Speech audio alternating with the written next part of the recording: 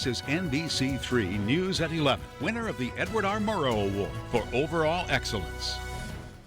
We begin with breaking news tonight. 3 people arrested after a large police presence at a multifamily home on East Laurel Street in Syracuse. Police were outside the building around 9:30 tonight for about 30 minutes before 3 people walked out and surrendered. They are all in police custody tonight. We'll have the latest details on this breaking news as we get new details on air and online at cnycentral.com. Our breaking news coverage continues now as we learn what sparked a massive smoke cloud over Solvay this afternoon. Good evening, everyone. I'm Megan Coleman. You're watching NBC3 News at 11. Thanks for staying up late with us after the game. All the way from the other side of Onondaga Lake, you can see this massive plume of smoke billowing over Solvay late today. Fire investigators say a fire at a chemical plant is to blame, forcing some neighbors in the area to shelter in place. Morgan Scott has late details. For those who saw the massive orange funnel of smoke in the air, there were all sorts of questions as to what this may have been. But now the Solvay Fire Department is telling us that the fire started inside 2 dumpsters filled with chemicals, although the exact cause of the fire is still under investigation. Chemtrade call told us they had an explosion, and we got a Sun City hazmat. It was a scary and confusing sight for many neighbors. In several pictures we obtained Sunday afternoon, you can see the huge orange smoke looming above Chemtrade, a chemical plant in the village of Solvay. It looks like the plume is going mostly southeast from the plant, but it is laying low, and we may have an evacuation problem.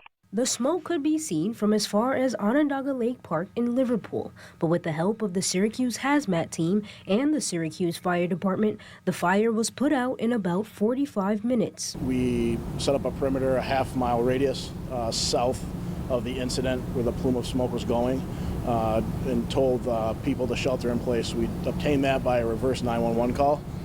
We took all safety measures into effect. The shelter in place was lifted shortly after the fire was extinguished, but in an area like Solvay, which is home to several plants and industrial zones, Chief Maestri says firefighters are always prepared to respond. We do train often to prepare ourselves for a situation like this.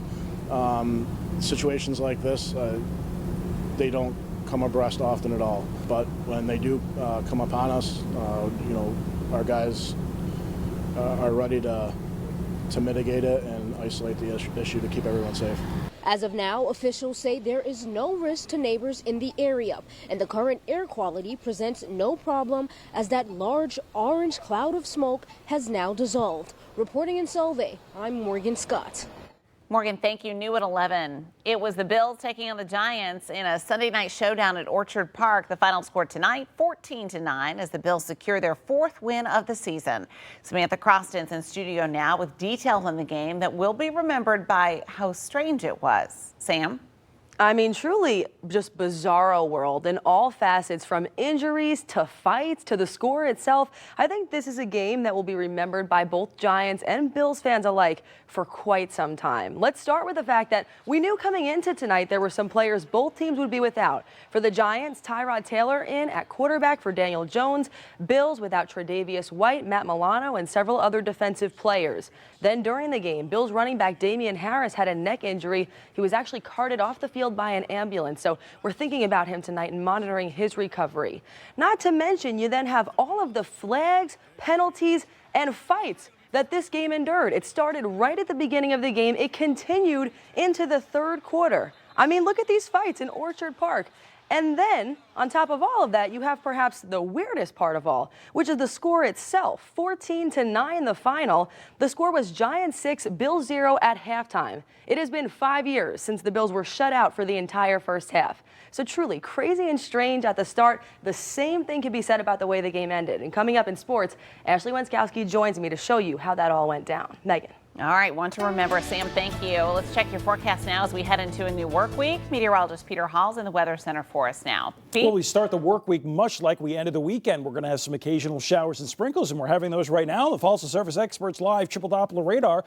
A new wave of regular rain showers right here, entering Clay and Cicero from the Central Square and Constantia area, Baldwinsville, Verona Beach, and Rome. That's how things are moving from kind of north to south here. You'll see this on the loop of Falsa Surface Experts Live triple Doppler radar. Some showers right here, edging southward, another line back in here. So we're going to have in and out showers. And eventually, by the way, late tonight through tomorrow morning, there's going to be some lake-enhanced showers that'll fill in this area, which will likely mean some wetter weather redevelops over the Finger Lakes. So in short, outside your window, where on and off showers and sprinkles will hold temperatures roughly in the mid and upper 40s. At the bus, there are still some showers around. The best chance of wet weather early would be both west and south of Syracuse. Elsewhere, clouds and breaks of sun 46. And outside your window, wettest south and west at 9. Noon, it's to the west. And then everybody's got showers during the afternoon on and off in a high 57. Stanley lost Skywatch Regency Tower camera.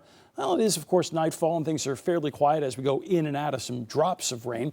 We're going to show you how things change through the work week and look into next weekend coming up next. Pete, thank you. Now to the latest on the war in Israel. The White House says President Biden is considering a trip to Israel, but no plans are finalized just yet. It comes after a U.S. Senate delegation was forced to take shelter from a rocket attack today in Tel Aviv. In a Twitter post, New York Senator Chuck Schumer says the delegation was rushed to the shelter during a rocket attack, saying, quote, "It shows what Israelis have to go through." His office says the trip is to show the United States' support for Israel. We look live tonight at the Western Wall in Jerusalem now. It is 7 o'clock in the morning there now. Across Israel, many streets remain empty due to the fear of rocket attacks. In Gaza, there's growing fear as Israel gears up for the next stages of its war with Hamas. Steve Nanas reports. The Israeli Defense Forces say it is ramping up its offensive in Gaza as they prepare for, quote, significant ground invasions. We have recruited several hundreds of thousands of soldiers, of reservists, some 300,000, rallying many of them in the area of southern Israel on the border with Gaza in the anticipation and preparation if the instructions from the government to mobilize into Gaza does come. Israel has told residents in northern Gaza to leave as it gears up for the next stages of its war with Hamas. We are trying now to move the civilians so that they will not be hurt, and we want to go in and uproot that infrastructure of terror. Rocket fire has increased over the weekend as the concerns for innocent people in Gaza being killed by Israeli airstrikes grow. U.S. Secretary of State Antony Blinken says it is vitally important for democracies like the U.S. and Israel to uphold international law during war efforts. The way that Israel does this matters. Needs to do it in a way that affirms the shared values that we have for human life and human dignity. One danger of a ground offensive is hostages are still being held by Hamas in Gaza, including some Americans. And the Biden administration says they are working tirelessly to rescue them. The president has been very clear that he has no higher priority than getting Americans back safe, Americans who are being held hostage by Hamas in Gaza right now. I'm Steve Nanas reporting.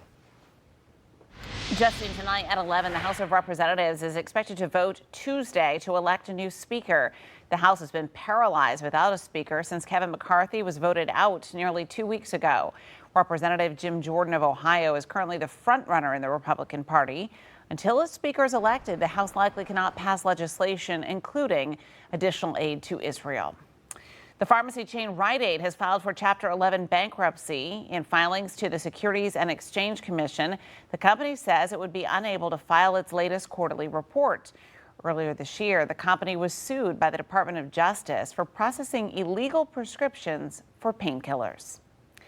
Up next tonight on NBC3 News at 11, the Battle of New York football is over with the Bills coming out on top. The latest from Orchard Park coming up in sports. And the colors of fall could change as we know it, why the bright orange and red hues may be harder to find in central New York. Pete? It's felt like autumn this weekend, and it looks like as we look ahead to something that's new and next, we're still going to deal with that. But there will be some changes for the week ahead, into the weekend. We'll give you specifics up next. The NBC3 Today in Central New York team is already working for you on Monday morning.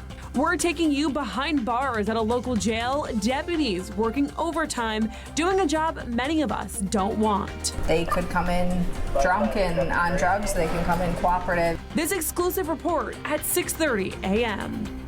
A wetter weekend behind us, but a mostly dry week ahead. I'm meteorologist Sam Postich, tracking our next weather maker and giving you an early look at this coming weekend's forecast. Plus, the new medical guidance that could have you rethinking that morning workout, a new health report at 6 a.m. All this on Today in Central New York, starting at 4 on NBC3, working for you.